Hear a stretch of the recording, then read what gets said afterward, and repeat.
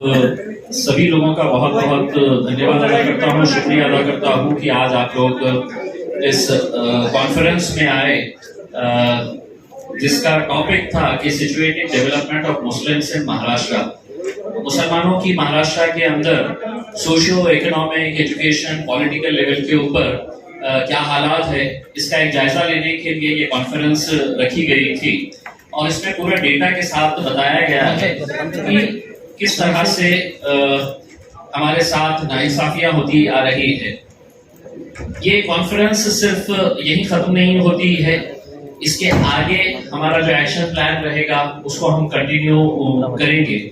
आप लोगों से सिर्फ यही दरखास्त है, यही उम्मीद है कि आप लोग इस कॉन्फ्रेंस के अंदर जो डेटा सबमिट किया गया है, ये सिर्फ यहाँ पर हम तकरीरें नहीं किए हैं, यहाँ पर पूरा डेटा के साथ ये बताया गया है कि हमारा एजुकेशन परसेंटेज क्या है, हमारा रिजर्वेशन हम क्यों मांग रहे हैं और आज कोर्ट्स के अंदर क्या हो रहा है, अदालतों के फैसले के बावजूद भी क्या हो रहा है। तो इन मुद्दों के ऊपर ये सब कॉन्फ्रेंस रखी गई थी, बहुत अच्छे तरीके से ये ऑर्गेनाइज की गई थी और इसके आगे भी अब हम ये मूवमेंट को आगे लेकर जाने वाले हैं। तो आप लोगों का फिर से एक मरतबा बहुत बहुत शुक्रिया, थैंक यू वेरी मच। आप लोगों के जो भी सवाल हैं आप असदुद्दीन अवैसी साहब से कर सकते हैं। Thank you.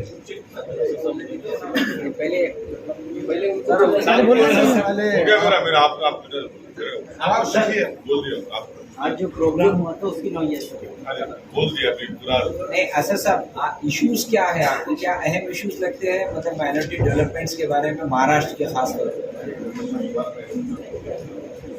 नहीं, आपको क्या लगता है, आपको क्या लगता है, क्या इम्पोर्टेंट इश्यूज है, बर्निंग इश्यूज क्या है? ये इम्पोर्टेंट इशू था, इसीलिए तो आपको जहमत दी गई, सेमिनार किया गया। ये रिजर्वेशन का मसला जो है एक बहुत इम्पोर्टेंट मसला है। देखिए, कोई भी इंसान नाइंसाफी जब होती है उसे सजा दे सकता है। नाइंसाफी खत्म होना जरूरी है। हम नाइंसाफी के साथ कैसा रहेंगे? तो महाराष्ट्र के उन 50 कास्ट को जिसको मुंबई हाईकोर्ट ने अपने ऑर्डर में कहा कि एजुकेशन में इनको 4% रिजर्वेशन मिल सकता है, इसलिए कि वो सोशली एजुकेशनली उनके बैकवर्डनेस का एक एम्पिरिकल डेटा है, तो उसको नहीं देना ये बहुत बड़ी नाइंसाफी है।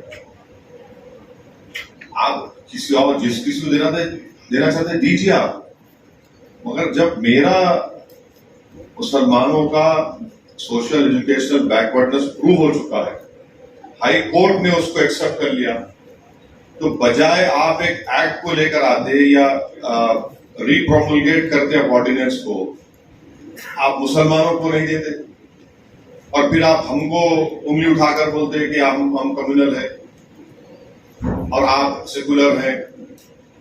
भाई, आप नाइंसाफी तो आप कर रहे हैं ना।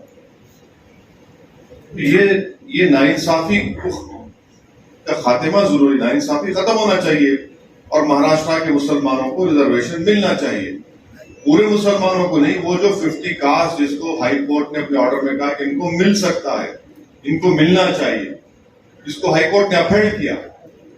और ये सरकार, चाहे वो बीजेपी शिवसेना की थी, भाजपा शिवसेना की थी, या फिर अब ये 3 in 1 की जो सरकार है, ये भी तो 3 in 1 भूल गए। आपको नहीं लगता है कि बहुत देर हो चुकी है इस चीजों को? बहुत देर हो चुकी है, क्योंकि बहुत पहले हुआ था आरक्षण का मसला, उसके बाद 2-3 साल निकल गए, फिर आप उसको उठा रहे हैं, तो क्यों? तो मराठाओं को देर नहीं हुई? नहीं, मैं आपसे पूछ रहा हूं। अभी हम भी रोड पे निकलेंगे ना, वही चाहते हैं क्या? भाई, आप मराठा रिजर्वेशन की बात करते, आप मुस्लिम रिजर्वेशन क्यों नहीं बात करते? कौन रोक रहा है आपको मुस्लिम रिजर्वेशन देने के लिए? हाँ, सुप्रीम कोर्ट ने मराठा रिजर्वेशन को कहा कि Maratha are not socially educationally backward. High court ने कहा कि Muslim are social educationally backward. आप क्यों नहीं देते भाई? अब तो पार्लियामेंट में एक्ट भी पास हो गया कि स्टेट गवर्नमेंट कर सकती है। हाँ, ये और एक बात है कि 50% लिमिट को ब्रीच करना है, वो कानून पर आप दे सकते हैं ना मुसलमान को, अब दीजिए। देर होने का क्या मतलब है? अगर फर्ज करिए किसी का मर्डर हो जाता है, पूरी फैमिली को खत्म कर देते आप, और केस चलता है 15 साल तक। इस केस में तो खाली 5-6 साल हुए, तब बोलेंगे 6 सालों के केस को छोड़ दो, इंसाफ मत करो। इंसाफ तो होना चाहिए ना, क्योंकि इक्वालिटी जो है संविधान में एक फंडामेंटल राइट है, और इक्वालिटी, सब्सटेंटिव इक्वालिटी की बात संविधान करता है। वो सब्सटेंटिव इक्वालिटी की बुनियाद पर महाराष्ट्र के मुस्लिम कम्युनिटी के उन कास्ट को रिजर्वेशन मिलना जरूरी है। आप ये बताइए कि मुसलमानों का, हम शिवसेना से, भाजपा से, कांग्रेस से, एनसीपी से सवाल कर रहे हैं, आप महाराष्ट्र की जनता को बता दो कि मुसलमानों के पास 5 एकड़ से ज्यादा कितने परसेंटेज मुस्लिम के पास है? कितने मुसलमानों को बैंक और कोऑपरेटिव सोसाइटी से लोन मिलता, बता दो आप। कितने मुसलमान स्लम में रहते, आप बता दो। कितने मुसलमान ग्रेजुएट होते, आप बता दीजिए। कितने मुसलमान आउट ऑफ स्कूल है, आप बता दीजिए। अब इसको आप बोलेंगे देर हो गई, देर हो कुछ हो, ये इंसाफ का मुद्दा है और इसमें देर की बात नहीं है, तो सिर्फ 5-6 साल पुरानी बात है। आप इसको सही करिए। आपको सिर्फ या तो आने वाले जो आपका नागपुर में सेशन होगा उसमें बिल लाइए और उसको एक्ट बना दीजिए, हिस्सा खत्म हो गया, कोई रोकने वाला नहीं है। सर, जब भी मुसलमानों को रिजर्वेशन की बात आती है तो ये कहा जाता है कि मजहब की बुनियाद पर नहीं, ये देखिए, नहीं, ये मजहब की बुनियाद पर नहीं दिया जा रहा है। मुसलमानों में जो कास्ट है, जो जात है, जो बिरादरी है, उनको दिया जा रहा है। ये मुस्लिम कम्युनिटी को नहीं है। मुस्लिम कम्युनिटी में जो कास्ट है, जैसा हमारे हिंदू भाइयों में कास्ट है, उनको मिलता है, इसी तरह मुसलमानों में जो कास्ट है उनके लिए, और जिसको बॉम्बे हाई कोर्ट ने अपहेल्ड किया। तो रिलीजन को मत लाइए इसमें। मैं रिलीजन की बुनियाद पर नहीं, मुसलमानों में जो कास्ट है उनकी और उनके सोशल एजुकेशनल बैकवर्डनेस के नाम पर जिसका डेटा महमूद रहमान कमेटी ने दिया, जिसको हाई कोर्ट ने माना उसको कि हाँ ये सच्चाई है, ये कास्ट मुसलमानों में बैकवर्ड है सोशली और एजुकेशनली। सच्चर कमीशन ने भी दिया था साहब, सच्चर कमीशन ने 25 साल पहले पूरी रिपोर्ट दिया था, उसको महमूदुर रहमान साहब की भी पूरी नहीं, सच्चर कमीशन नेता, सच्चर कमेटी थी और सच्चर कमेटी के फाइंडिंग आज भी रिलेवेंट है। महमूद रहमान कमेटी को महाराष्ट्र के मुसलमानों की पसमानदगी, उनका backwardness socially, educationally, economically, health, housing, land, share in equity, ये 7-8 चीजों पर उस रिपोर्ट को, उस कमेटी को बनाया गया, उसने रिपोर्ट दी। उसके बाद सच्चर के बाद रंगनाथ मिश्रा कमीशन की रिपोर्ट आई, उसके बाद कुंडू कमेटी की रिपोर्ट है, फिर एनएसएसओ का डेटा है, 2011 के सेंसस है। तो ये पूरा एम्पिरिकल डेटा है जिसको कोई देखना नहीं चाह रहा। इसके बारे में नहीं, हम इंशाअल्लाह ताला पूरे महाराष्ट्र में हम करेंगे और पूरे डिस्ट्रिक्ट्स में हम जाएंगे। इसका ऑलरेडी प्रोग्राम का ऐलान कर चुके हैं। ये हमारे लिए एक अहम मुद्दा है। मुस्लिम आरक्षण का महाराष्ट्र के जो मुसलमानों में जो कास्ट है, जिनको हाईकोर्ट ने अपहेल्ड किया, उनके लिए, और वक्फ प्रॉपर्टीज को, वक्फ की जायदाद का तहफ्फुज हो, उसकी हिफाजत हो, उसका सही इस्तेमाल हो। दो अहम इश्यूज हैं जिसके लिए हम लोग प्रोटेस्ट भी करेंगे, पब्लिक अवेयरनेस प्रोग्राम भी चलाएंगे और पूरे महाराष्ट्र में हम एक शुरू कर रहे हैं, शुरू भी हो चुका है और करते रहेंगे।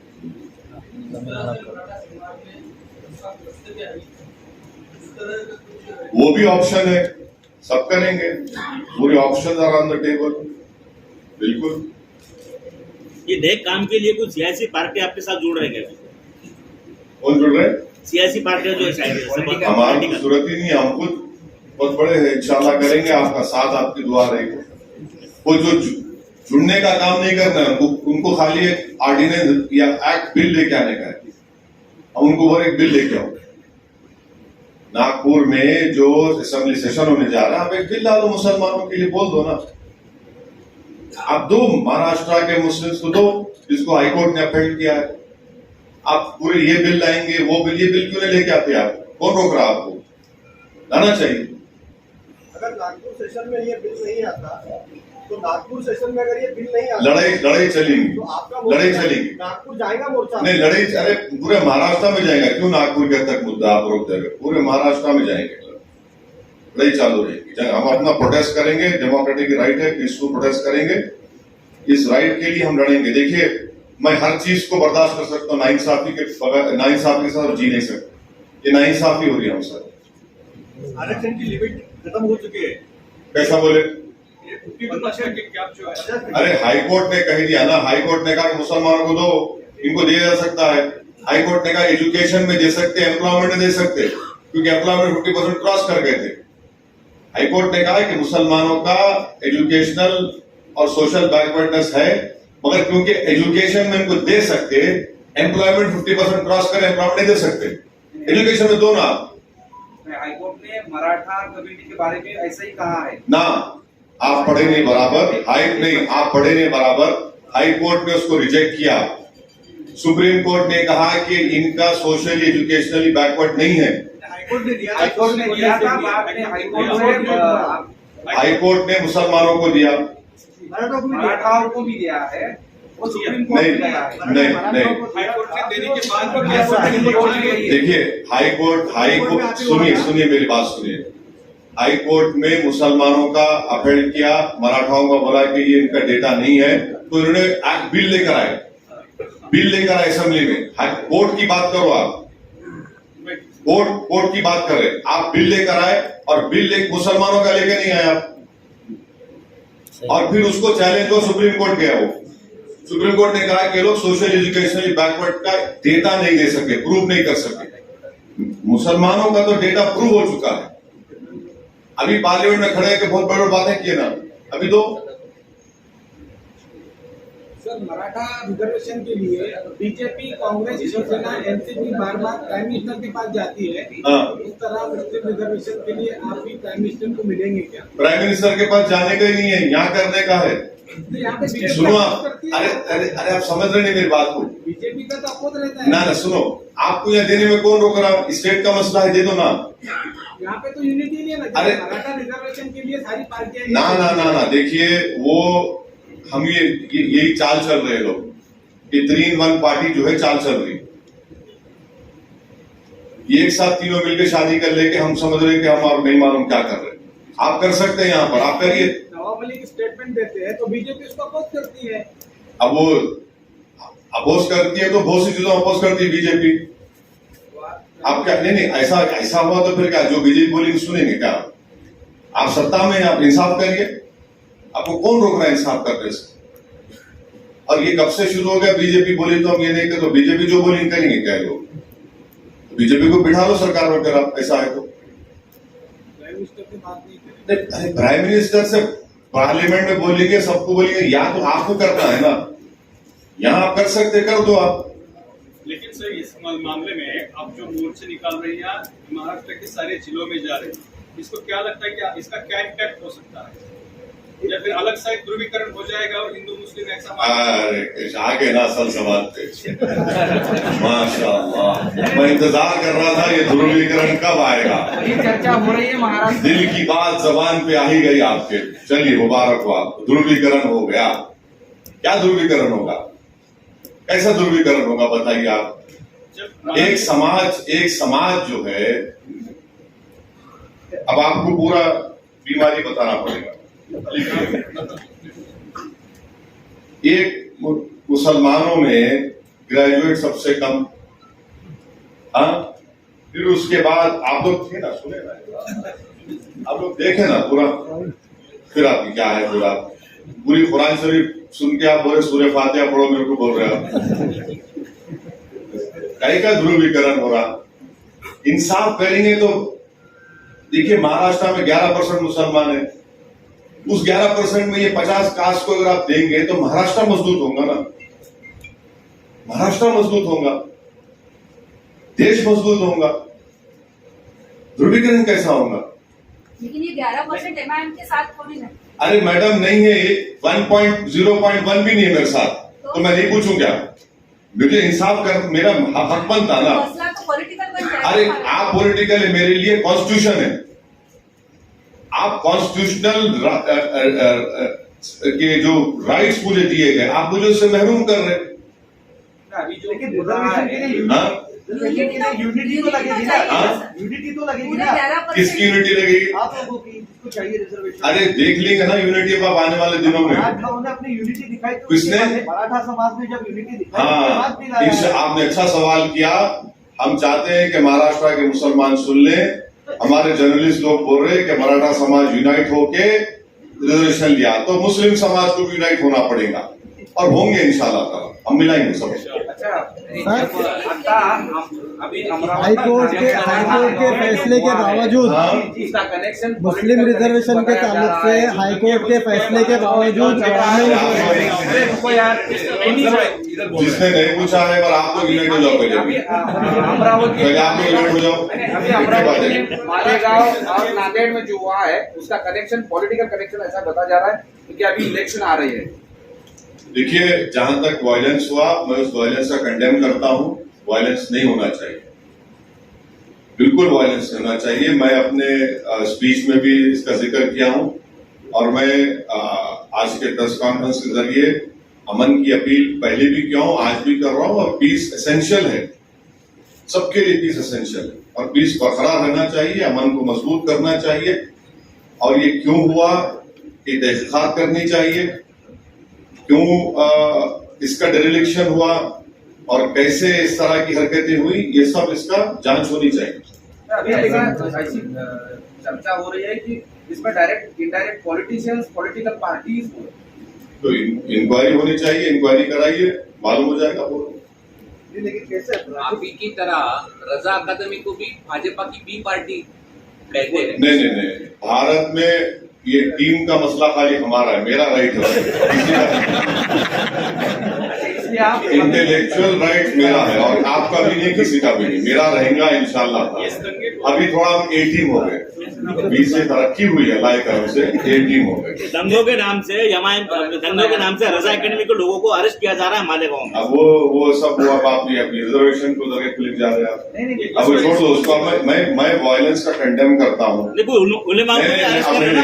वो देखिए, मैं प्लीज उसमें मत ले जाइए। मैं वायलेंस का कंडेम करता हूँ और करता रहूँगा। मालेगांव और सर हाईकोर्ट के डिसीजन के बावजूद, हाईकोर्ट के जो कॉन्फ्रेंस है और उससे 5 साल पहले भी जो बीमारी है वो डिटेक्ट हो गई है कि आरक्षण चाहिए, लेकिन अब बीमारी भी पता चल रही है और किस तरीके से जाना है वो भी पता चला है। लेकिन अभी जो कहा कि 11% इकट्ठा नहीं है, तो ये होता है कि जब आप खाली चीज को मतलब पूरा उसको मुकम्मल करना है आपको, तो यूनिटी तो जरूरी है। लेकिन not only in Muslims but overall पूरा इंडिया में जितना भी सबल्टन जो है या मार्जिनलाइज पीपल है, किसी भी तबके के लोग, उसमें लीडरशिप थ्रेट बहुत बड़ी बात है। तो ये लीडरशिप थ्रेट का मसला जो है वो कैसे सॉल्व हो, क्योंकि जब तक वो नहीं सॉल्व होता तब तक मुद्दे तो मतलब उसका हल तो नहीं निकले। नहीं, देखिए,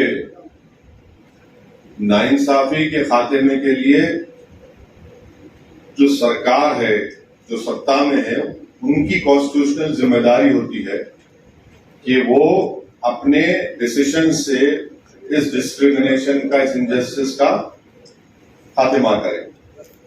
रहा सवाल लीडरशिप का, तो एक बात ये समझना चाहिए कि आज अगर डिस्क्रिमिनेटेड और वीकर सेक्शंस के पास लीडरशिप नहीं है, तो इसका हरगिज मतलब ये नहीं है कि ये लोगों में इतनी ताकत नहीं है कि वो किसी सरकार को गिरा सके वोट के जरिए।